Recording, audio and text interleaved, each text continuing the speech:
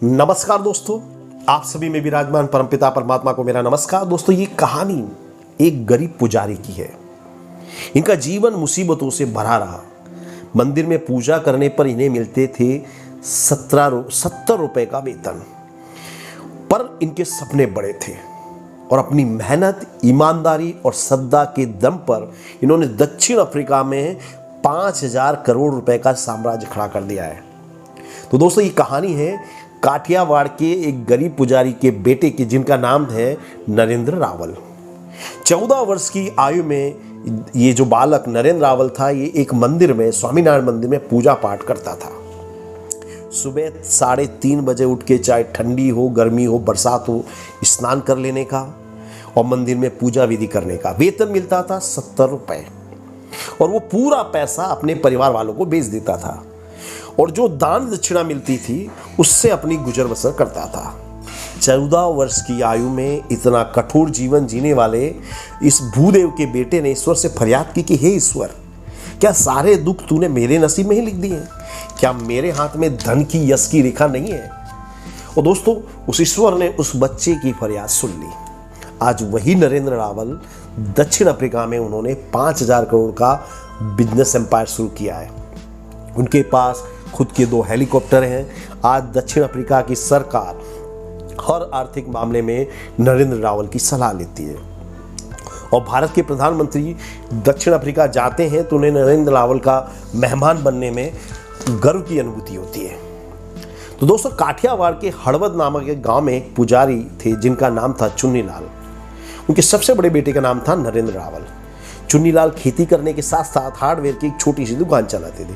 काफ़ी मेहनत करने के बाद भी परिवार का गुजर बसर बड़ी मुश्किल से होता था, परंतु उन्हें शिक्षा में बड़ी श्रद्धा थी। पेट काट कर भी वो अपने बेटे नरेंद्र को पढ़ाते थे। घर की गरीबी देखकर नरेंद्र के मन में हुआ कि इस पढ़ाई से क्या मतलब है। वो अपने परिवार की आर्थिक सहायता करना चाहते थे। तो स्कूल में से शिकायतें आने लगी रोज रोज कि नरेंद्र का पढ़ाई में ध्यान नहीं लग रहा है, क्योंकि नरेंद्र मजदूरी करके भी अपने परिवार की सहायता करना चाहते थे। दिवाली के मौकों पर वो फटाखे के स्टॉल लगा देता। फिर जो गुजरात में तरणेतर का मेला होता है, वहाँ पे खिलौने बेचने का काम करता। नरेंद्र के पिता नहीं चाहते थे कि वो पढ़ाई में से ध्यान भटकाए, तो उन्होंने नरेंद्र को सुरेंद्र नगर के हॉस्टल में भेज दिया। उसके बाद कच्छबुच के हॉस्टल में भेज दिया गया। अब नरेंद्र का पढ़ाई में ध्यान लगने लगा। उन्होंने संस्कृत भाषा सीख ली, ज्योतिष विद्या भी सीख ली। पुजारी का बेटा था तो पूजा अर्चना के गुण उसको विरासत में मिले थे। नरेंद्र कच्छ में जहां पढ़ता था वहीं एक स्वामीनारायण मंदिर था। नरेंद्र को इस पुजारी की नौकरी मिल गई इस मंदिर में। वहाँ के जो पुजारी थे उन्होंने देखा कि इस बालक में ईश्वर में अतिरिक्त श्रद्धा है, तो उन्होंने नरेंद्र को पुजारी के रूप में अपॉइंट किया।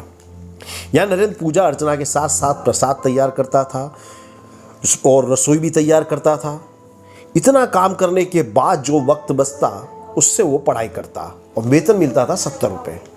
नरेंद्र ने मंदिर में ईश्वर की साधना शुरू की। नरेंद्र छोटी बड़ी विधि करने के साथ साथ लोगों के हाथ देखने का, ज्योतिष देखने का काम भी करता था और इस काम से जो दान दक्षिणा मिलती थी उससे वो अपना काम चलाता था। पूरा वेतन, वो 70 रुपये पूरा वेतन अपने घर पे भेज देता था। जैसे तैसे नरेंद्र कॉलेज के पहले वर्ष में पहुंचा तो एक दिन एक बड़े पुजारी ने नरेंद्र से पूछा कि क्या तुम नैरोबी जाना चाहते हो? वहां एक मंदिर में पुजारी का काम करना है, रहने और खाने के साथ तुम्हें 2,000 रुपए का वेतन मिलेगा। गरीब पुजारी के बेटे के लिए 2,000 एक बहुत बड़ी रकम थी। नरेंद्र अपनी पढ़ाई अधूरी छोड़कर नैरोबी पहुंच गया। नरेंद्र ने 3 वर्षों तक नैरोबी के स्वामीनारायण मंदिर में पूजा अर्चना की। नरेंद्र ने धर्म, कर्म और निष्ठा के साथ अपना काम किया। इतने में नरेंद्र के घर से पिता की बीमारी का संदेश आया। नरेंद्र ने मंदिर के ट्रस्टी से कहा कि मुझे 15-20 दिन की छुट्टी दीजिए। तो इस पर ट्रस्टी ने कहा कि मैं आपको छुट्टी दे देता हूँ, मगर आप यहाँ से चले जाओ। उस दरमियान अगर कोई दूसरा पुजारी आ जाता है तो मैं आपको नौकरी की गारंटी नहीं देता। नरेंद्र अपने वतन वापस आ गया। माँ बेटे को देखकर बहुत प्रसन्न हुई, लेकिन पिता नाराज हुए क्योंकि इतनी अच्छी जॉब छोड़कर आना उनके लिए कोई अकलमंदी का डिसीजन नहीं था। दूसरी ओर महीने बाद नैरोबी से नरेंद्र को पत्र मिला जिसमें लिखा था कि आपको नैरोबी आने की कोई जरूरत नहीं है, क्योंकि हमने आपकी जगह दूसरा पुजारी रख लिया है। नरेंद्र के लिए दुखद आघात था। वो हताश हो गया। उसने बाद में मोरबी में अजंता क्लॉथ्स में एक छोटी सी नौकरी करने का काम शुरू किया। कंपनी में काम शुरू किया, लेकिन बहुत कम वेतन था, उससे उसका क्या भला होने वाला था। तो नरेंद्र ने पैसों की बचत करके अफ्रीका की टिकट कराई और अफ्रीका पहुंच गया। कुछ दिन वो अफ्रीका में अपनी मौसी के घर पर रुका, एक फैक्ट्री में नौकरी शुरू की, लेकिन मुसीबतें नरेंद्र का पीछा नहीं छोड़ रही थी। फैक्ट्री बंद हो गई, परंतु नरेंद्र हिम्मत हारने वालों में से नहीं था। नरेंद्र ने हिम्मत करके हार्डवेयर की एक छोटी सी दुकान चालू की।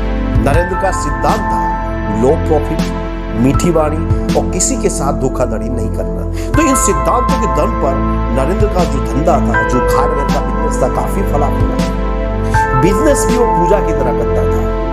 नरेंद्र ने बिजनेस में काफी सफल हुआ। बाद में उसने एक कश्मीरी लड़की से विवाह कर लिया। विवाह के बाद नरेंद्र की पत्नी नीता ने कंधे से कंधा मिलाकर बिजनेस को आगे बढ़ाने में मदद की। तो नरेंद्र ने कुछ दिनों बाद देवकी रोलिंग मिल्स के नाम से एक प्रोडक्शन कंपनी चालू की। प्रोडक्शन से लेकर पैकिंग तक के सारे काम नरेंद्र भाई देखते थे। उनकी पत्नी नीता बहन जो ट्रक चला जानती थी, वो खुद ट्रक चलाकर सामान की डिलीवरी करने जाती थी। इस प्रकार नीता बहन ने हर संभव मदद की। अब नरेंद्र भाई चाइना से लेटेस्ट मशीनरी ले आए। उसके बाद तो उनके बिजनेस का दिन दूना रात चौगुना विकास हुआ। आज देवकी ग्रुप ऑफ कंपनीज की अफ्रीका में एक बहुत बड़ी फर्म है। आज देवकी ग्रुप ऑफ कंपनीज की नेटवर्थ 5000 करोड़ है। एक समय जिस व्यक्ति के पास साइकिल खरीदने के पैसे नहीं थे, आज उन्हीं नरेंद्र भाई रावल के आंगन में 2 हेलीकॉप्टर खड़े हैं। नरेंद्र भाई ने स्टील के अलावा सीमेंट उद्योग में भी हाथ आजमाया। आज नरेंद्र भाई 16 कंपनीज के मालिक हैं। अफ्रीका के सबसे बड़े धनवान 50 व्यक्तियों में से एक नरेंद्र भाई है। नरेंद्र भाई 15,000 से ज्यादा अफ्रीकन को रोजगारी देते हैं। अब नरेंद्र भाई ने इथियोपिया, युगांडा, कोंगो जैसे देशों में भी स्टील मिल्स शुरू की है। अफ्रीका में स्टील टाइकून और गुरु के नाम से उनको पहचाना जाता है। बड़े बड़े राजनेताओं के साथ नरेंद्र भाई के घनिष्ठ संबंध है। भारत और केन्या के बीच में एक बार व्यापारिक रिश्तों में खटास आई थी, तो नरेंद्र भाई रावल ने इन रिश्तों को सुधारने में मीडिएटर का काम किया था, बहुत बड़ा रोल प्ले किया था। जिस तरह प्रधानमंत्री श्री नरेंद्र भाई मोदी के विकास में अमित शाह की महत्वपूर्ण भूमिका है, ठीक उसी तरह नरेंद्र भाई रावल के विकास में नीता बहन का बहुत बड़ा रोल है। नरेंद्र भाई जिस शिद्दत से पैसा कमाते हैं, उतनी ही श्रद्धा से दान धर्म भी करते हैं। नरेंद्र भाई हर वर्ष करोड़ रुपए का दान करते हैं। नरेंद्र भाई ने अपनी 50% संपत्ति दान देने की वसीयत कर रखी है। नरेंद्र भाई ने अफ्रीका में कई आश्रमों की स्थापना की है।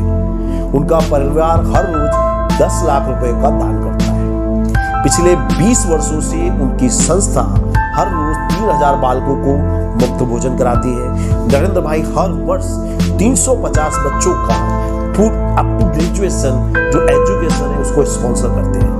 नरेंद्र भाई ने लोगों को प्रेरित करने के लिए अपनी आत्मकथा लिखी जिसका टाइटल था गुरु, और ये पुस्तक बेस्ट सेलर साबित हुई।